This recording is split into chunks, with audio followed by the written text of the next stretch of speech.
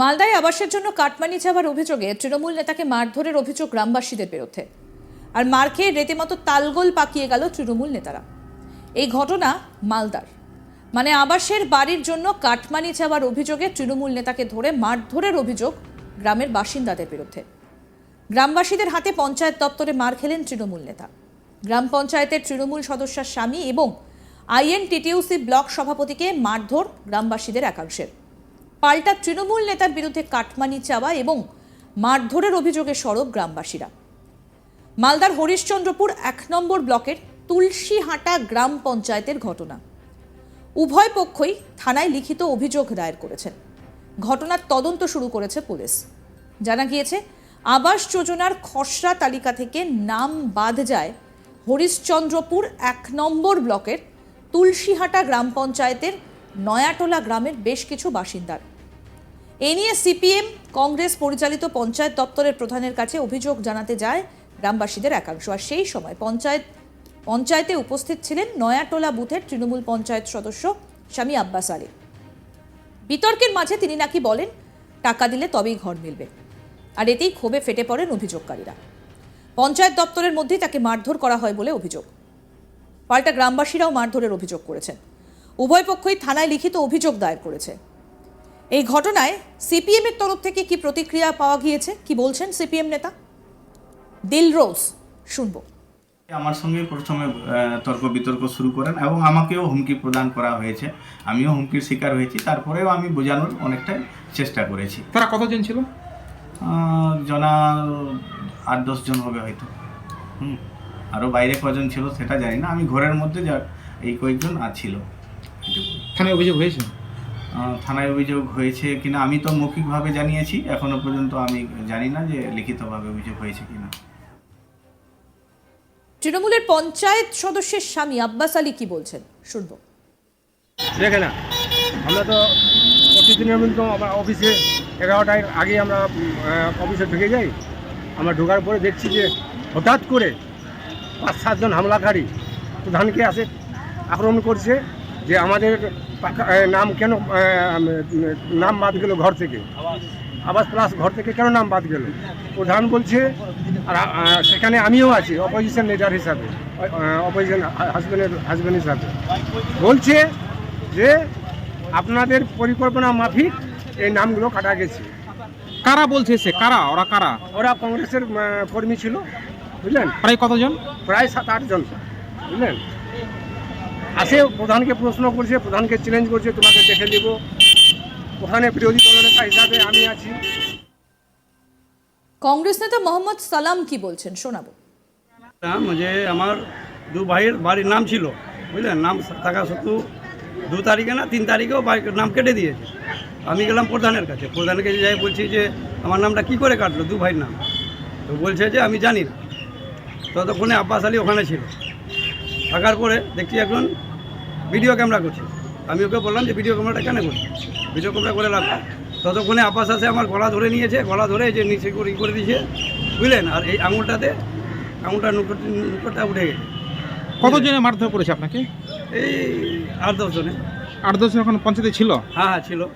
তো আপনি কি অভিযোগ জানাতে গিয়ে কি আক্রান্ত হলেন? হ্যাঁ, অভিযোগ জানাতে গিয়ে আক্রান্ত হয়েছে। আপনি তো একজন সাধারণ মানুষ, আপনি তো অভিযোগ জানাতেই পারেন। আমি তো ওইটাই তো যে আমি জানতেই পারি। আমি জানালাম প্রধানকে ও ধরা তো কোনো মানে ওয়ার্ডের আমার ওয়ার্ডের মেম্বার, ওর তো এটা করার কোনো কারণই নাই। শেখ তালিম এলাকাবাসী কি বলছেন, শুনবো।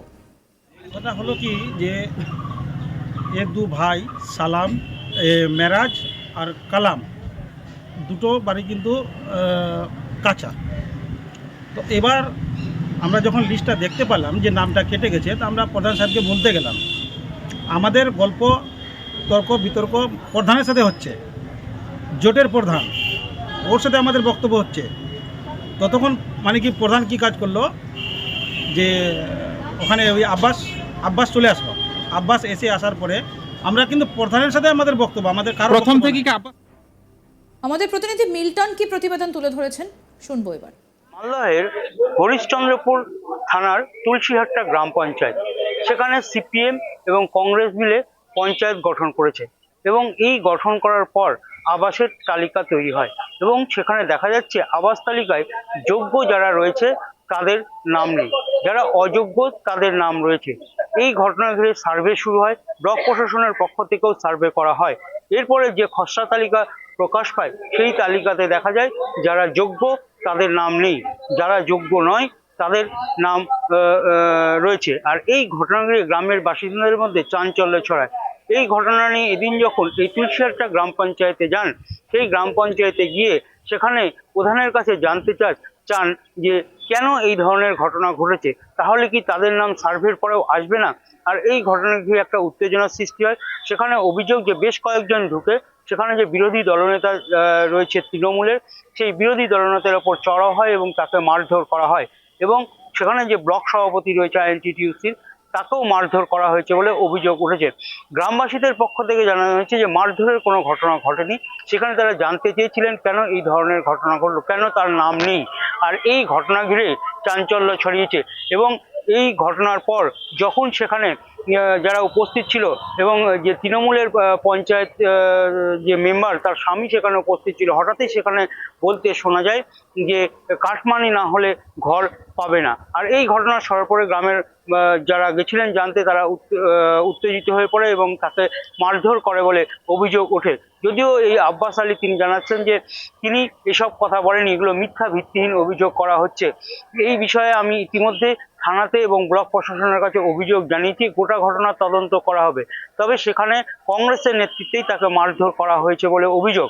কিন্তু প্রধান নিজে জানাচ্ছেন যে সেখানে তারা জানতে চেয়েছিলেন কেন নাম ওঠেনি এবং সেখানেই বাকবিতণ্ডায় জড়িয়ে পড়েন এই বিরোধী দলনেতা রয়েছে তার স্বামী এবং এরপরই তাকে মারধর করা হয় এবং তাকে গলা ধাক্কা দিয়ে বের করে দেওয়ার মতো ঘটনা ঘটে। কিন্তু এই ঘটনার পর যখন উত্তেজনা ছড়িয়ে পড়ে তখন তিনি ব্লক প্রশাসনের কাছে এবং পুলিশ প্রশাসনকে ডেকে পাঠান এবং পরিস্থিতি নিয়ন্ত্রণে নিয়ে আসেন। যদিও সিপিএম এর পক্ষ থেকে জানানো হয়েছে যে এই ধরনের একটা ঘটনা ঘটেছিল এবং তাকে মারধরের ঘটনা ঘটেছিল, কিন্তু আমাদের কাছে জানতে চেয়েছিল, আমরা সমস্তটাই উত্তর দিয়েছি। ব্লক প্রশাসনের লিস্ট তৈরি করেছে, এখানে তাদের কোনো বিষয় নেই। পাশাপাশি কংগ্রেস নেতা যে রয়েছে যার বিরুদ্ধে মারধরের অভিযোগ করেছে তিনি জানিয়েছেন এইটা মিথ্যা ভিত্তিহীন অভিযোগ, তাকে বদনাম করার জন্য এই ধরনের ঘটনা ঘটানো হচ্ছে। গ্রামের মানুষ আবাসের তালিকায় তাদের নাম ওঠেনি, যারা পাওয়ার যোগ্য যাদের মাটির বাড়ি তাদের নাম আসেনি, অথচ দেখা যাচ্ছে অন্য কারো যারা যোগ্য নয় পাকা বাড়ি রয়েছে তাদের নাম এসেছে। সেই জিনিস তারা সেখানে বলতে গেছিলেন। আর সেখানে বলতে গিয়ে গ্রামের মানুষকে সেখানে কাটমানি চেয়েছিল এবং এই প্রধান যে বিরোধী দলনেতা রয়েছে সে কাটমানি চেয়েছিল। আর এই ধরনের ঘটনা সেখানে ঘটে এবং তাদের সঙ্গে বাকবিতণ্ডায় জড়িয়ে পড়ে। মিথ্যা ভিত্তিহীন অভিযোগ করে তাকে বদনাম করার চেষ্টা হচ্ছে বলে তিনি জানান। আরও আপডেট পেতে দেখতে থাকুন আজ তাক বাংলা, সাবস্ক্রাইব করুন।